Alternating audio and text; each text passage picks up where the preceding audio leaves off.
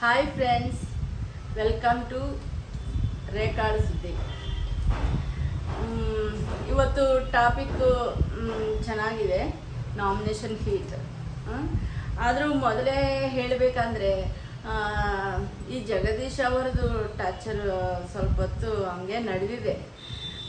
ಇವ್ರನ್ನ ನರಕಕ್ಕೆ ಹಾಕಿದ್ದಕ್ಕೆ ಹಂಸ ಅವ್ರನ್ನ ಇದು ಮಾಡೋದು, ನನ್ನ ಚಪ್ಪಲಿ ತಂದು ಕೊಡು, ಅದು ಇದು ಅನ್ನೋದು ಭಾಳ ಜಾಸ್ತಿ ಅನಿಸಿದೆ. ಆಮೇಲೆ ಅವ್ರು ಏನು ಅಂದ್ಕೊಂಡಿರೋ ಏನೋ ಉಸ್ತುವಾರಿ ಕೊಡೋದು ಗೇಮ್ನಲ್ಲಿ, ಆಮೇಲೆ ನಾಮಿನೇಷನ್ಸ್ ಟೈಮಲ್ಲಿ ಭಾಳ ಸಮಾಧಾನವಾಗಿದ್ದೀವಿ. ಇದೇ ರೀತಿಯಾಗಿ ಸ್ವಲ್ಪ ಬ್ಯಾಲೆನ್ಸ್ ಮಾಡ್ಕೊತ ಹೋಗಿದ್ರೆ ಮನೆಯವ್ರಿಗೂ ನೋಡೋವ್ರಿಗೂ ನಮಗೂ ಚೆನ್ನಾಗಿರುತ್ತೆ. ಆ ರೀತಿಯಾಗಿ ಜಗದೀಶ್ ಅವ್ರದ್ದು ಇವತ್ತಿನ ದಿನ ಹಿಂಗಿದೆ. ನೆಕ್ಸ್ಟ್ ಕ್ಯಾಪ್ಟನ್ ನರಕದವ್ರಿಗೂ ಸಾರಿ ಹೇಳಿದರು. ಅದಕ್ಕೆ ಅಡ್ಡ ಬಂದು ಜಗದೀಶ್ ಅವ್ರು ಮಾತಾಡಿದ್ರು ಬಿಡ್ರಿ, ಅದೆಲ್ಲ ಆಗಿದ್ದು. ಕ್ಯಾಪ್ಟನ್ ಸಾರಿ ಹೇಳಿದ್ದು ಚೆನ್ನಾಗಿ ಅನಿಸಿದೆ. ನೆಕ್ಸ್ಟು ಅಲ್ಲಿಗೆ ಸ್ವಲ್ಪ ಕ್ಲಿಯರ್ ಆಗಿದೆ ಅಂತಾನೆ ಅನ್ಕೋಬೇಕು. ಸಾರಿ ಹೇಳಿದ್ದು ಮಟ್ಟಕ್ಕೆ ಕ್ಲಿಯರ್ ಆಗ್ಬಿಡುತ್ತಾನಲ್ಲ, ಹೇಳಿದ್ದು ಒಂದು ಒಳ್ಳೆಯದು ಅನಿಸಿದೆ ನನಗೂ. ಆ ರೀತಿ ಅಲ್ಲಿಗೆ ಮುಗ್ದಾಯಿತು. Next task ಇಟ್ಟಿದ್ರಪ್ಪ. ಆ ಟಾಸ್ಕ್ದಲ್ಲಿ ನರಕದಿಂದ ಒಬ್ಬರು ಉಸ್ತುವಾರಿ, ಸ್ವರ್ಗದಿಂದ ಒಬ್ಬರು ಉಸ್ತುವಾರಿ, ಇಬ್ಬರು ಚೆನ್ನಾಗಿ ಮಾಡಿದರು. ಧನ್ರಾಜ್ ಕನ್ಫ್ಯೂಷನ್ದಾಗೇ ಮಾಡಿದ್ನು. ಸೆಕೆಂಡ್ ಟೈಮ್ ಅವ್ರಿಗೂ ಉಸ್ತುವಾರಿ ಬರೋದು. ಅದೇ ರೀತಿಯಾಗಿ ಜಗದೀಶ್ ಇವರು ಭಾಳ ಸಮಾಧಾನವಾಗಿ ಮಾಡಿದ್ದು ಗ್ರೇಟ್ ರೀ ಅಪ್ಪ. ಡೇ ಒನ್ಗೆ ಇವಾಗ ಸ್ವಲ್ಪ ಚೇಂಜ್ ಅನಿಸಿದೆ. ಇವತ್ತು ಮಧ್ಯಾಹ್ನಕ್ಕೆ ಸ್ವಲ್ಪ ಚೇಂಜ್ ಅನಿಸಿದೆ, ಮತ್ತು ರಾತ್ರಿಗೆ ಹೆಂಗಿರ್ತಿರೋ ನಾಳೆಗೆ ಹೆಂಗಿರ್ತಿರೋ ಇನ್ನೂ ಗೊತ್ತಿಲ್ಲ. ಪ್ರೆಸೆಂಟ್ದು ನಾನು ನೋಡಿ ಹೇಳ್ತಿದ್ದೆ. ಉಸ್ತುವಾರಿದಾಗ ಚೆನ್ನಾಗಿ ಮೇಂಟೈನ್ ಮಾಡಿದರು. ಧನ್ರಾಜು ಸ್ವಲ್ಪ ಕನ್ಫ್ಯೂಷನ್ ಕ್ಯಾಂಡಿಡೇಟ್ ಅಲ್ಲ, ಅದ್ರ ಸಲುವಾಗಿ ಸ್ವಲ್ಪ ಕನ್ಫ್ಯೂಸ್ ಆಗುತ್ತೇ. ಒಳ್ಳೆ ನಿರ್ಣಯನೇ ತಗೊಂಡಿರಿ. ಅಲ್ಲಿಗೆ ಅದು ಮುಗಿದಾಯಿತು. ನರಕದವ್ರಿಗೂ ಸ್ವರ್ಗದವ್ರಿಗೂ ಇಬ್ಬರಿಗೂ ಟಾಸ್ಕ್ ಕೊಟ್ಟು ಅದ್ರಾಗ ನರಕದವ್ರು ವಿನ್ ಆಗಿದ್ದು ಭಾಳ ಖುಷಿ ಆಯಿತು. ಯಾಕಂದರೆ ಅವರು ಪಾಪ ಮೊದಲಿಂದ ಕಷ್ಟಪಡ್ತಿದ್ರು, ಮೊದಲಿಂದ ಚೆನ್ನಾಗಿ ಆಟ ಆಡ್ತಿದ್ರು. ಒಂದು ರೀತಿ ಹೇಳಬೇಕಂದ್ರೆ ಸ್ವರ್ಗಕ್ಕನ್ನ ನರಕದವರೇ ಸ್ಟ್ರಾಂಗ್ ಇದ್ದೀರಿ ಅಂತ ಅನಿಸಿದೆ ನನಗೂ. ನಿಮ್ಗೆ ಏನು ಅನಿಸಿದೋ ಕಾಮೆಂಟ್ನಲ್ಲಿ ತಿಳಿಸ್ರಿ. ಅದೇ ರೀತಿಯಾಗಿ ನರಕದವರು ಸ್ಟ್ರಾಂಗಾಗಿ ಆಟ ಆಡಿದ್ರು. ಅವರು ಆಡೋ ಪದ್ಧತಿ ಆದರೂ, ಮಾತಾಡೋದ ಪದ್ಧತಿ, ನೆಕ್ಸ್ಟ್ ಸ್ಟ್ರಾಟಜೀಸು ಎಲ್ಲ ಯೂನಿಟಿ. ಮುಖ್ಯವಾಗಿ ಹೇಳಬೇಕಂದ್ರೆ ಯೂನಿಟಿ ಅಂದರೆ ಸ್ವಲ್ಪ ಜನ ಇದ್ದರೆ ಯೂನಿಟಿ ಚೆನ್ನಾಗಿ ಕೂಡುತ್ತೆ. ಜಾಸ್ತಿ ಜನ ಇದ್ದವಾಗಕ್ಕನ್ನ ಸ್ವಲ್ಪ ಜನ ಇದ್ದವಾಗ ಯೂನಿಟಿ ಚೆನ್ನಾಗಿ ಕೂಡ್ತದೆ. ಆ ರೀತಿಯಾಗಿ ಅವರು ಮುಂದಕ್ಕೆ ಹೋಗಿ ಗೆದ್ದಿದ್ದು ಒಂದು ವಿಷಯ, ಒಳ್ಳೆ ವಿಷಯ ಅಂದರೆ ಅವ್ರಿಗೆ ಬಂದಿದ್ದು ಗಿಫ್ಟನ್ನೇ ಅನ್ಕೋಬೇಕು. 3 ಜನ ಆಟ ಆಡಿದರೆ ಓಷ್ಟು ಜನಕ್ಕೂ ಗಿಫ್ಟ್ ಬಂದಿದ್ದಂಗೆ. ಯಾಕಂದರೆ ಫುಡ್ 3 ಹೊತ್ತು ಅವರು ಕೇಳಿದ್ದು ಫುಡ್ ಹಾಕ್ಲೇಬೇಕು ಅಂತ ಕೊಟ್ಟಿರಿ. ನರಕದವ್ರಿಗೆ ಎಷ್ಟು ಹ್ಯಾಪಿ ಅನಿಸಿದೆ, ನನಗೂ ಅಷ್ಟು ಹ್ಯಾಪಿ ಅನಿಸಿದೆ. ನಾನು ಪ್ರೀವಿಯಸ್ ವಿಡಿಯೋದಾಗ ಹೇಳಿದ್ದೀನಿ, ಇವ್ರಿಗೆ ಎಲ್ಲ ಚೆನ್ನಾಗಿದೆ, ಅಲ್ಲಿ ಫುಡ್ ಸರಿ ಇರ್ತಾ ಇಲ್ಲ. ಕೆಲಸ ಮಾಡೋವ್ರಿವ್ರೇ, ಟಾಸ್ಕ್ ಮಾಡೋವ್ರಿವ್ರೇ ಆಗ್ತಿದ್ರು. ಫುಡ್ ಒಂದು ಕೊಟ್ಟಿದ್ರೆ ಶಕ್ತಿ ಬರುತ್ತೆ, ಶಕ್ತಿ ಬಂದು ಇನ್ನೂ ಚೆನ್ನಾಗಿ ಆಟ ಆಡ್ತಿದ್ರು ಅಂತ ನಿನ್ನೆ ನಾನು ಪ್ರೀವಿಯಸ್ ವಿಡಿಯೋದಾಗೆ ಹೇಳೀನಿ. ಅದು ಇಲ್ಲಿ ಕ್ಲಿಯರ್ ಆಯಿತು. ನನಗೆ ಭಾಳ ಖುಷಿ ಅನಿಸಿದೆ. ಆ ರೀತಿಯಾಗಿ ಗಿಫ್ಟ್ ಅಂತೂ ಸೂಪರ್ ಅನಿಸಿದೆ. ಕೆಲ ಮಂದಿ ಅದ್ರಾಗೆ ನರಕದಲ್ಲಿ ಇದ್ದವರು ಕೆಲ ಮಂದಿ ನಾವು ಅದು ಡಿಮ್ಯಾಂಡ್ ಮಾಡಮ್ಮ, ಇದು ಕೇಳಮ್ಮ ಅಂದರೆ ಕೆಲ ಮಂದಿ ಬೇಡ. ಅವರು ಪಾಪ ಕಷ್ಟಪಟ್ಟು ಎಲ್ಲ ಮಾಡಿಕೊಡ್ತಿದ್ರು. ಡಿಮ್ಯಾಂಡ್ ಮಾಡೋಕ್ಕೆ ಹೋಗಬೇಡ, ಚೆನ್ನಾಗಿ ಮಾಡಿಕೊಡತನ ನೋಡ್ಕೋಬೇಕಂತ. ಎರಡು ಇದಾವೆ, ಪ್ಲಸ್ ಇದಾವೆ, ಮೈನಸ್ ಇದಾವೆ. ಈ ರೀತಿ ಇದ್ದಿದ್ದು ಭಾಳ ಖುಷಿ ಆಗಿದೆ. ಒಬ್ಬರು ಮೈನಸ್ಗೆ ಹೋಗ್ತಿದ್ರೆ ಇನ್ನೊಬ್ಬರು ಪ್ಲಸ್ಗೆ ಪಾಸಿಟಿವ್ನೆಸ್ಗೆ ಕರ್ಕೊಂಬರ್ತಿದ್ರಲ್ಲ, ಆ ಯೂನಿಟಿ ಬೇಕೇ ಬೇಕು. ಟೋಟಲ್ ಬಿಗ್ ಬಾಸ್ ಹೌಸಿಗೆ ಬೇಕು. ನೆಕ್ಸ್ಟ್ ಬಂದು ಸ್ವರ್ಗದವರು ಭಾಳ ಟೇಕ್ ಇಟ್ ಈಸಿಯಾಗಿ ತೊಗೊಂಡಿರಿ. ಇರಲಿ, ಈ ರೀತಿಯಾಗಿ ಅವ್ರಿಗೆ ಫುಡ್ ಸಿಗ್ತಿದೆ ಅಲ್ಲ, ಅದೊಂದು ಖುಷಿ ಅಂತ ಎಲ್ಲರೂ ಖುಷಿಯಾಗೇ ಖುಷಿಯಾಗಿ ಮಾಡಿಕೊಟ್ಟಿದ್ರು. ಹಂಸ ಅವರು ಒಂದು ಮಾತು ಹೇಳಿದರು, ಅದು ಕೆಪ್ಟನ್ ಕೀರಾ ಅದು ಕರೆಕ್ಟ್ ಅನಿಸಿದೆ. ನಿಮ್ಗೆ ಏನು ಬೇಕಂತೀರೋ 3 ಹೊತ್ತು 3 ಸಲ ಮಾತ್ರ ಕೇಳಿರಿ. ಮಧ್ಯೆ ಮಧ್ಯೆ ಕೇಳಿದರೆ ಮಾಡೋಕ್ಕಾಗಲ್ಲ, ಅಂದರೆ ರೂಲ್ಸ್ಗೆ ವಿರುದ್ಧ ಅಂತ. ಅದು ಪಾಯಿಂಟ್ ನನಗೆ ಕರೆಕ್ಟ್ ಅನಿಸಿದೆ. ಈ ಅಮ್ಮಗೆ ಮೊದಲೆಲ್ಲ ಎಲ್ಲ ಹೇಳಿದ್ರಲ್ಲ ರೂಲ್ಸ್ ಎಲ್ಲ, ಅದು ಕರೆಕ್ಟ್ ಫಾಲೋ ಆಗ್ತಿದ್ದಿಲ್ಲ ಅಂತ ಒಂದು ಪಾಯಿಂಟ್ ಅನಿಸಿದೆ. ಓಕೆ, ಹಿಂಗೆ ರೂಲ್ಸ್ ಫಾಲೋ ಆಗಿದ್ರೆ ಇನ್ನೂ ಒಳ್ಳೆಯದೇ. ಈಗೀಗ 1 ವೀಕೆ ಅಲ್ಲ ಆಗಿದ್ದು, ಅದ್ರ ಸಲುವಾಗ ಒಬ್ಬೊಬ್ರು ಗೇಮ್ ಅರ್ಧ ಮಾಡಿಕೊಂಡು ಮುಂದಕ್ಕೆ ಹೋಗ್ತಿದ್ರು. ಇವ್ರಿಗೂ ನರಕದವ್ರಿಗೂ ಫುಡ್ ಮಾಡ್ತಾ ಇದ್ದವಾಗ, ಕುಕ್ಕಿಂಗ್ ಮಾಡ್ತಿದ್ದವಾಗ ಸ್ವಲ್ಪ ಲವ್ ಸ್ಟೋರಿ ಕಂಡು ಬಂದಿದೆ. ಅದು ಒಂದು ರೀತಿ ಚೆನ್ನಾಗಿ ಅನಿಸಿದೆ. ಅದು ರಿಯಲ್ಲ ಅನ್ನೋದು ಇನ್ನೂ ಗೊತ್ತಿಲ್ಲ. ಆದರೂ ಆ್ಯಕ್ಚುಲಿ ಈ ಧರ್ಮದವ್ರಿಗೂ ಈ ಲವ್ ಸ್ಟೋರಿ ನಮ್ಗೆ ಅಷ್ಟು ಕಂಡು ಬಂದಿಲ್ಲ. ಅನುಷನ್ ಜೋಡಿ ಸ್ವಲ್ಪ ಡೌಟ್ ಬಂದಿತ್ತು, ಅಂಥದ್ದು ಇವ್ರ ಜೋಡಿ ಆಯಿತು. ನಾವು ಅಂದ್ಕೊಂಡಿದ್ದ ಪ್ರಕಾರ ಅನುಷ ಧರ್ಮ ಒಂದು ಟ್ರ್ಯಾಕ್ ಮೇಲೆ ಇರಬಹುದು, ಇದೊಂದು ಲವ್ ಟ್ರ್ಯಾಕ್ ಬರ್ಬೋದು ಅಂದ್ಕೊಂಡೀನಿ. ಅಂದರೆ ಇದು ಚೇಂಜ್ ಆಯಿತು. ಮುಂದೆ ಏನಾಗುತ್ತೋ ನೋಡೋಣ. ಅದನ್ನು ಒಂದು ಖುಷಿಯಾಗಿ ಚೆನ್ನಾಗೇ ಇದೆ. ಹೌದು, ರಿಯಲ ಅನ್ನೋದು ಮುಂದೆ ಭಾಗದಾಗ ನೋಡೋಣ. ಇನ್ನೊಂದು ನಾಮಿನೇಷನ್ ಗುರು ಇಟ್ಟಿದ್ರಪ್ಪ. ಹಂಸ ಅವ್ರನ್ನು ಕರೆದು ಕನ್ಸೆಷನ್ ರೂಮ್ನಾಗ ಕರೆದು ಕೇಳಿದರು. ಅವರು ಬಂದು ಅವ್ರಿಗಿರೋ ಪಾಯಿಂಟ್ಸ್ ಅವ್ರಿಗಿರ್ತಾವಲ್ಲ, ಅದೂ ಏನೋ ಕರೆಕ್ಟ್ ಅವ್ರ ಸೈಡ್ಲಿಂದ ಅದು ಕರೆಕ್ಟ್ ಆಗಿರ್ಬೋದು. ಸುರೇಶ್ ಅವ್ರನ್ನು ನಾಮಿನೇಷನ್ ಮಾಡಿದರು. ಅದು ಕನ್ಸೆಷನ್ ರೂಮ್ಗೆ ಕರೆದ್ರೇನೋ ಹೊರಗಡೆ ತೋರಿಸ್ಬಿಟ್ರು ಟಿ ವಿದಾಗ. ಅದು ಮತ್ತು ಫಸ್ಟಿಗೆ ಕರೆದು ಕೇಳಿದ್ರಲ್ಲ, ಅದು ತೋರಿಸಲ್ಲ ಅಂತ ಅಂದ್ಕೊಂಡಿದ್ರು ಹಂಸ. ಆದರೂ ಹೊರಗಡೆ ಗೊತ್ತಾಗ್ಬಿಟ್ಟಾಯ್ತು. ಇವರು ಹೊರಗಡೆ ಬಂದಮೇಲೆ ರಚ್ಚ ಮಾಡಿಬಿಟ್ರು ಸುರೇಶ್ ಅವರು.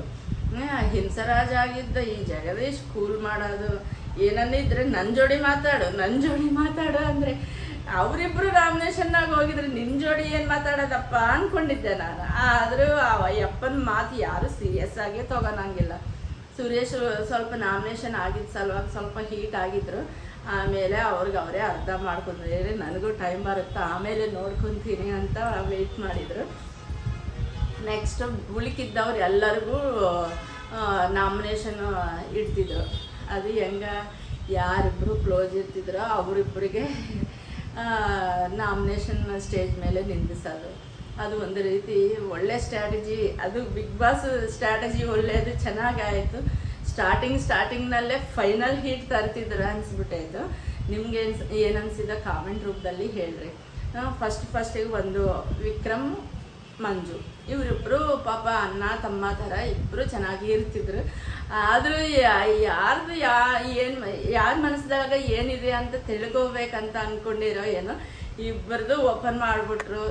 ಇಬ್ಬರು ಅವ್ರನ್ನು ಮುಂದಕ್ಕೂ ಹೋಗೋಕ್ಕೂ ಅವರು ಯಾಕೋ ಸಮರ್ಥರು ಅಂತ ಅವರವರು ತಿಳಿಸ್ಕೊಂಡಿರು, ವಾದ ಮಾಡ್ಕೊಂಡಿದ್ರು. ಅದ್ರಾಗ ಹಂಸ ಅವರು ನಿರ್ಣಯ ತಗೊಂಡು ಒಬ್ಬನ ನಾಮಿನೇಷನ್ ಮಾಡೋದು, ಅದು ಒಂದು ರೀತಿ ಚೆನ್ನಾಗಿದೆ ಅಂದರೆ ಹಂಸ ರಿಯಾಲಿಟಿ ಏನೋ ಇಲ್ಲಿ ಗೊತ್ತಾಗುತ್ತೆ. ಮೊದಲೇ ಕೆಪ್ಟನ್ ಆಗಿದ್ಮೇಲೆ ಅವ್ರ ಕೆಪ್ಟನ್ಸಿಟಿನಿಂದ ಯಾವಾಗ ಇಳಿತೀರಾ ಆ ಪೊಸಿಷನ್ನಿಂದ, ಯಾವಾಗ ನಾಮಿನೇಷನ್ ಹಾಕಾಮ ಅಂತ ಎಲ್ಲರೂ ವೆಯ್ಟ್ ಮಾಡ್ತಿದ್ರಿ. ಒಬ್ಬೊಬ್ರಿಗೆ ಒಂದೊಂದು ಪಾಯಿಂಟ್ ಇರುತ್ತಲ್ಲ, ಅದು ಮೈಂಡಲ್ಲಿ ನೋಟ್ ಮಾಡ್ಕೊಂಡಿರ್ತೀರಿ. ಹಿಂಗೆ ಅವರು ಕೆಪ್ಟನ್ಲಿಂದ ಇಳಿಯೋದು, ಆ ಪೊಸಿಷನ್ಲಿಂದ ಟಪ್ಪ ಅಂತ ನಾಮಿನೇಷನ್ಸ್ ಪಡೋದು ಪ್ರತಿ ಸೀಸನ್ದಾಗ ಕಾಮನ್ನು. ಅದರ ಸಲುವಾಗಿ ಈ ವೀಕು ಇಮ್ಯುನಿಟಿ ಸಿಗುತ್ತಲ್ಲ, ಅದ್ರ ಸಲುವಾಗಿ ಅವರು ಈ ವೀಕು ನಾಮಿನೇಷನ್ದಾಗ ಇರಲ್ಲ. ನೆಕ್ಸ್ಟ್ ವೀಕ್ ಟಪ್ಪಿ ಅಂತ ನಾಮಿನೇಷನ್ಸು ಅವ್ರಿಗೂ ಖಂಡಿತವಾಗೂ ಹಂಸ ಬೀಳ್ತದೆ ನೋಡ್ರಿ. ಆ ರೀತಿಯಾಗಿ ವಿಕ್ರಮನ್ ನಾಮಿನೇಟ್ ಮಾಡಿದರು. ಅವರಿಬ್ಬರು ವಿಕ್ರಮ್ ಮಂಜು ಇವರಿಬ್ಬರು ಸ್ಟೇಜ್ ಮೇಲೆ ಅವ್ರವ್ರ ಪರವಾಗಿ ಮಾತಾಡ್ಕೊಂಡಿದ್ದ ಮೇಲೆ ವಿಕ್ರಮನ್ ನಾಮಿನೇಟ್ ಮಾಡಿದರು. ಲಾಸ್ಟ್ ವೀಕು ಏನೋ ಅವ್ರು ನಾಮಿನೇಷನ್ ಮಾಡಿದ್ದವ ಕನ್ಫ್ಯೂಸ್ ಆಗಿದ್ರು ಅನ್ನೋ ಒಂದು ಪಾಯಿಂಟ್ ಹಿಡ್ಕೊಂಡು ಅವ್ರಿಗೆ ಮನಸ್ಸಿನಲ್ಲಿ ಇದ್ದಿದ್ದೂ ಕ್ಲಿಯರ್ ಆಗಂಗೆ ವಿಕ್ರಮನ್ ನಾಮಿನೇಷನ್ ಮಾಡಿಬಿಟ್ರು. ಯಾಕಂದರೆ ಲಾಸ್ಟ್ ವೀಕು ಹಂಸನ್ ನಾಮಿನೇಷನ್ ಮಾಡಿಬಿಟ್ರು, ಈ ವೀಕ್ ವಿಕ್ರಮನ್ ನಾಮಿನೇಟ್ ಮಾಡಿಬಿಟ್ರು. ಈಕ್ವಲ್ ಆಗ್ಬಿಟ್ಟೈತೆ ಅವ್ರ ಉದ್ದೇಶದಾಗ. ಸ್ವಲ್ಪ ಸೀಸನ್ ಹೊಸದಾಗೆಲ್ಲ ನನಗೂ ಇವರು ಯಾರು ಇದು ಅಷ್ಟು ಗೊತ್ತಿರಲ್ಲ, ಅದ್ರ ಸಲುವಾಗಿ ಹೆಸರು ನೆನಪಾಗ್ತಿದೆ. ಸ್ವಲ್ಪ ದಿನ ಅಡ್ಜಸ್ಟ್ ಮಾಡ್ಕೊರಿ, ನಾನು ನಿಧಾನವಾಗಿ ಹೆಸರು ನೆನಪಿಟ್ಕೊಳಕ್ಕೂ ಟ್ರೈ ಮಾಡ್ತೀನಿ. ಆ ರೀತಿಯಾಗಿ ವಿಕ್ರಮನು ನಾಮಿನೇಷನ್ ಮಾಡಿದರು. ಪರ್ಸ್ನಲ್ಲು ಅನಿಸಿದೆ, ಸ್ವಲ್ಪ ಅಂಶ ಪರ್ಸ್ನಲ್ಲಾಗಿ ನಿರ್ಣಯ ತಗೊಂಡಿದ್ರು ಅಂತ ಒಂದು ರೀತಿ ಅನಿಸಿದೆ. ಆದರೆ ಆ ಪೊಸಿಷನ್ನಲ್ಲಿ ಇದ್ದವ್ರಿಗೆ ಮಾತ್ರ ಅದು ಗೊತ್ತಾಗಿರ್ತದೆ. ನೆಕ್ಸ್ಟ್ ಬಂದು ಚೈತ್ರ, ಅನುಷಾ. ಹಬ್ಬ, ಇವರಿಬ್ಬರು ಆಪೋಸಿಟ್ ಸೈಕಲ್ಸ್ ರೀ ಅಪ್ಪ. ಒಬ್ಬರು ಬಡ ಬಡ ಮಾತಾಡೋರು, ಒಬ್ಬರು ಸೈಲೆಂಟ್ ಆಗಿರೋರು. ಇವರಿಬ್ರಿಗೂ ಸೇರಿಟ್ಟಿರಿ. ಈ ಚೈತ್ರ ಹಬ್ಬ ನಿಜವಾಗ್ಲೂ ಕಬ್ಬಿಣ ಡಬ್ಬನ್ನಾಗ ಕಲ್ಲಾಕಿ ಗಡ ಗಡ ಗಡ ಗಡ ಅನಿಸಿದ್ರೆ ಎಷ್ಟು ಸೌಂಡ್ ಬರುತ್ತೋ, ಈ ಚೈತ್ರ ಮಾತಾಡೋದು ಅಷ್ಟು ಸೌಂಡ್ ಬರುತ್ತೋ. ಸ್ಪೀಡು ರಾಜಧಾನಿ ಎಕ್ಸ್ಪ್ರೆಸ್ ಮಾತಾಡಿದ್ದಂಗೆ ಅಷ್ಟು ಸ್ಪೀಡಾಗಿ ಹೋಗ್ಬಿಡ್ತೀರಿ. ಆ ಪಾಯಿಂಟ್ಸ್ ಕ್ಯಾಚ್ ಮಾಡೋಕ್ಕೂ ಹಬ್ಬ ಅಂತ ನಾನು ಎಲ್ಲ ಬಿಟ್ಟು ಕಾನ್ಸಂಟ್ರೇಷನ್ ಮಾಡಿ ಕೇಳಬೇಕಾಗ್ತಾಯಿತ್ತು. ಈ ಚೈತ್ರ ವಾಯಸ್ಸು ಈ ಮಾತಾಡೋ ಸ್ಟೈಲು ಎಕ್ಸಲೆಂಟ್ ಆಗಿದೆ, ಅಲ್ಲಂತಲ್ಲ. ಅವ್ರ ಪವರಿಗೂ ನಾವು ರಿಚ್ ಆಗಬೇಕಂದ್ರೆ ಇಷ್ಟು ಕಷ್ಟ ಆಗ್ತಿದೆ ಅಂತ ಹೇಳ್ತಿದ್ದೆ. ಈ ಚೈತ್ರ ಮಾತ್ರದಿಂದ ಗೆದ್ಬಿಟ್ರು ಅಂದ್ಕೊಂಡೀನಿ. ಅವ್ರು ಮಾಡಿದ ತಪ್ಪೇನಂದರೆ ಗ್ರೂಪ್ನಲ್ಲಿ ಆಗ ಡಿಸ್ಕಷನ್ಸ್ ಕೆಲವೊಂದು ಸೀರಿಯಸ್ ಇರ್ತಾವೆ, ಅಂಥವನು ಹೊರಗಡೆ ತಂದು ಮಾತಾಡೋದು ಶುರು ಮಾಡಿಬಿಟ್ರು. ಆ ನರಕದವ್ರಿಗೆ ಬೇಜಾರಾಗ್ಬಿಟ್ಟಾಯ್ತು. ಇವ್ರು ಹಿಂಗೆ ಅಂದಿದ್ದಕ್ಕೆ ಆ ಫೈರ್ ಹೋಗಿ ಅನುಷಾಗೆ ತಲುಪಿದೆ. ಅನುಷಾ ಕೂಡ ಅವ್ರ ಗ್ರೂಪ್ದಲ್ಲಿ ಇರೋ ಸೀಕ್ರೆಟ್ಸ್ ಮಾತಾಡೋದು ಶುರು ಮಾಡಿಬಿಟ್ರು. ಆ ರೀತಿಯಾಗಿ ಆ ನರಕದಾಗ ಇದ್ದವ್ರು ಎಲ್ಲರಿಗೂ ಕೋಪ ಬಂದಾಯಿತು. ನೀವು ನಿಮ್ಮದು ವಾದ ಮಾಡ್ಕೋಬೇಕು ಬಿಟ್ಟು ನಮ್ಮ ಗ್ರೂಪದಲ್ಲಿ ಏನೇನು ನಡೆದಿದೆ ಅದು ಎಲ್ಲ ಹೇಳಕ್ಕೆ ಹೋಗಬಾರ್ದು ಅಂತ ಸೂಪರಾಗಿ ಹೇಳಿದರು. ನೆಕ್ಸ್ಟು ಇವ್ರು ಬಂದು ಅನುಷನೇ ನಾಮಿನೇಷನ್ ಮಾಡಿದರು. ಅಂಶ ಈ ನಡ್ಕ ಯಾರ್ಯಾರಿಗೆ ಏನೇನು ಕ್ವಶನ್ ಮಾಡೋದಿತ್ತೋ ಎಲ್ಲ ಕ್ವಶನ್ ಮಾಡಿದರು. ಇದು ಮಂಜು ಒಳ್ಳೆ ಪಾಯಿಂಟ್ ಹಿಡ್ಕೊಂಡಿರಿ. ಮಂಜುನ ಇನ್ನೊಬ್ರು ಯಾರೋ ಒಂದು ಒಳ್ಳೆ ಪಾಯಿಂಟ್ ಹಿಡ್ಕೊಂಡಿರಿ. ನಿಮ್ಮನ್ನು ನಂಬಿಕೊಂಡು ಯಮುನಾ ಮೇಡಮ್ಮು ಮುಂದಕ್ಕೆ ಬಂದು ನಿಮಗೂ ಚಾನ್ಸ್ ಕೊಟ್ಟಿರಲ್ಲ, ನಂಬ್ಕೊಂಡು ಅವ್ರನ್ನ ಮೋಸ ಮಾಡೋದು ತಪ್ಪ ತಾನೆ ಅಂತ ಒಳ್ಳೆ ಪಾಯಿಂಟ್ ಹಿಡ್ಕೊಂಡಿರಿ. ಅವ್ರ ಹೆಸರು ನನಗೆ ನೆನಪು ಬರ್ತಾ ಇಲ್ಲ, ಆದರೂ ಅವರು ಒಳ್ಳೆ ಪಾಯಿಂಟ್ ಹಿಡ್ಕೊಂಡಿರಂತ ನನಗೆ ಅನಿಸಿದೆ. ಅದು ಮಾತ್ರ ಕರೆಕ್ಟು. ಯಾಕಂದರೆ ಗ್ರೂಪ್ದವ್ರು ಏನು ಹೇಳಿದ್ರೇನೋ ಮಾಡಿಬಿಡ್ತೀಯ. ನಿನ್ನ ಸ್ವಂತ ಬುದ್ಧಿ ಅನ್ನೋದೊಂದಿದೆ ಅಲ್ಲ, ನೀನು ಸ್ವಂತವಾಗಿ ಗೆಲ್ಲಿದ್ರೆ ನಿನಗೇನೋ ಪ್ಲಸ್ ಪಾಯಿಂಟ್ ಸಿಗುತ್ತೋ ಅಂತ ಅಲ್ಲೇ ಗೊತ್ತಾಗ್ತಾಯಿತ್ತು. ಒಬ್ಬರ ಪರ ನೀನು ಆಡಬೇಕು ಅಂದರೆ ನಿನಗೂ ಒಂದು ಒಳ್ಳೇದು ಸಿಗುತ್ತೋ. ಗೆದ್ದಿದ್ರೆ ನೀನು ಯಾರ ಪರ ನೆನ್ಕೊಂಡಿಯೋ ಅವ್ರಿಗೂ ಒಂದು ವರ ಸಿಗುತ್ತಂತ ಗೊತ್ತಿದ್ರೇನೋ ಆ ಅಮ್ಮ ಒಬ್ಬರನ್ನ ನಂಬಿಕೊಂಡು ಇಳಿದುಬಿಟ್ಟೀನಿ ಅಂತ ಒಂದು ಮಾತು ಲೀಕ್ ಮಾಡಿಬಿಟ್ರು. ಅದು ಅವರು ತಕ್ಕೊಂಡಿದ್ದು ತಗ್ನಾಗ ಅವರೇ ಬಿದ್ದೀರಿ ಅಂತ ಅಂದ್ಕೊಂಡಿದ್ದೆ ನಾನು. ಆ ರೀತಿಯಾಗಿ ಅನುಷಾ ಅವರು ನಾಮಿನೇಷನ್ ಆಗ್ಬಿಟ್ರು. ಚೈತ್ರ ಮುಂದೆ ಮಾತಾಡೋಕ್ಕೂ ಯಾರಿಂದನೂ ಆಗಲ್ಲ, ಆದರೂ ಪಾಯಿಂಟ್ ಮಾತ್ರ ಇವ್ರು ಆಗ್ಬಿಟ್ರು. ಅದು ಕರೆಕ್ಟ್ ಅನ್ನಿಸ್ಬಿಟ್ಟಿದೆ. ಇದು ಪರ್ಸ್ನಲ್ ಹೋಗಿದ್ದಂಗಿಲ್ಲ, ಅವ್ರು ಮಾಡಿದ್ದು ಕರೆಕ್ಟ್ ಅಂತ ನನಗನ್ಸಿದೆ. ನಿಮ್ಗೆ ಏನು ಅನಿಸಿದೆ ಕಾಮೆಂಟ್ ಮಾಡಿ. ನೆಕ್ಸ್ಟು ಧನ್ರಾಜ್. ಈ ಧನ್ರಾಜ್ ಅಂದರೆ ಇಲ್ಲಿನೂ ಒಬ್ಬರು ಕೂಲ್ ಪರ್ಸನ್ನು, ಇವರು ಕನ್ಫ್ಯೂಸ್ ಪರ್ಸನ್ನು. ಭಾಳ ಕೂಲಾಗಿ ಇರ್ತಿದ್ರು, ಎಲ್ಲ ಕಡೆ ಇರ್ತಿದ್ರು. ಅಂದರೆ ಮೇಲೆ ಕಾಣಿಸೋಷ್ಟು ಇಲ್ಲ.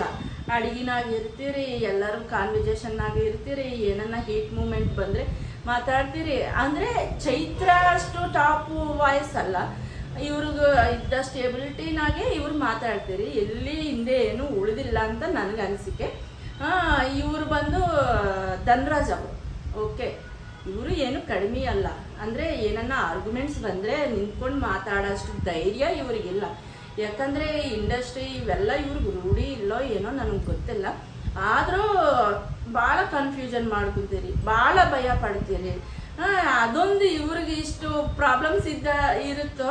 ಆದರೆ ಇವೆಲ್ಲ ತೆಗೆದಾಕ್ಬೇಕು ಅನ್ಕೊಂತಾನೋ ಏನೋ ಬಿಗ್ ಬಾಸ್ ಬಂದು ಅವರಿಗೆ ಸಂಚಾಲಕ ಉಸ್ತುವಾರಿ ಮಾಡಕ್ಕೆ ಬಿಟ್ಬಿಡ್ತೀರಿ. ಯಪ್ಪ ಮೊದಲೇ ಬಯಸ್ತರು. ಈ ಉಸ್ತುವಾರಿ ಕೊಟ್ಟಿದ್ರೆ ಫಸ್ಟ್ ಉಸ್ತುವಾರಿ ಕೊಟ್ಟಿದ್ದವಾಗ ಜಗ್ಗುಬಾಯಿ ಆಟ ಆಡಿಸಿದ್ಬಿಟ್ನು, ಫುಲ್ ಆಟ ಆಡಿಸಿದ್ನು.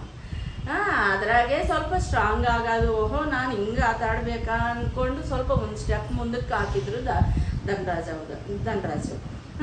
ಈ ಸಲನೂ ಹಂಗೆ ಟಾಸ್ಕ್ನಾಗ ಸ್ವಲ್ಪ ಕನ್ಫ್ಯೂಸ್ ಆಗಿಕೊಂಡು ಅದು ಅವರು ಲಾಸ್ಟ್ಗೆ ತಗೊಂಡ ಡೆಸಿಷನ್ ಕರೆಕ್ಟೇ, ನಿರ್ಣಯ ಕರೆಕ್ಟೇ, ಆದರೂ ಕನ್ಫ್ಯೂಷನ್ ಭಾಳ ಕಂಡು ಬಂದಿದೆ. ಇದೆಲ್ಲ ಕಡಿಮೆ ಆಗಬೇಕು, ಇದು ಹಿಂಗಿದ್ರೆ ಮುಂದೆ ಮುಂದೆ ಹೋಗೋಕ್ಕಾಗಲ್ಲ. ಇದೆಲ್ಲ ಪಾಯಿಂಟ್ಸ್ ಹಾಕಿದ್ದು ಕರೆಕ್ಟೇ. ಲಾಸ್ಟಿಗೆ ಧನರಾಜ್ ಅವ್ರನ್ನೂ ನಾಮಿನೇಷನ್ ಮಾಡಿದ್ರು. ಇವತ್ತು ಎಪಿಸೋಡ್ನಲ್ಲಿ ಇಷ್ಟ ಆಗಿದೆ. ನನಗನ್ಸಿದೆ ಎಲ್ಲ ನಿಮ್ಗೆ ಹೇಳಿದ್ದೀನಿ. ನಿಮ್ಗೆ ಏನು ಅನಿಸ್ತಿದೆ ಅಂತ ಕಾಮೆಂಟ್ ಮಾಡಿರಿ. ನನ್ನ ಚಾನಲ್ ಇಷ್ಟ ಆಗಿದ್ರೆ ಲೈಕ್ ಮಾಡಿರಿ. ನಾನು ಹೇಳಿದ ಸುದ್ದಿ ಇಷ್ಟ ಆಗಿದ್ರೆ ಲೈಕ್ ಮಾಡಿರಿ. ನನ್ನ ಚಾನಲ್ ಸಬ್ಸ್ಕ್ರೈಬ್ ಮಾಡ್ಕೊರಿ. Bye friends.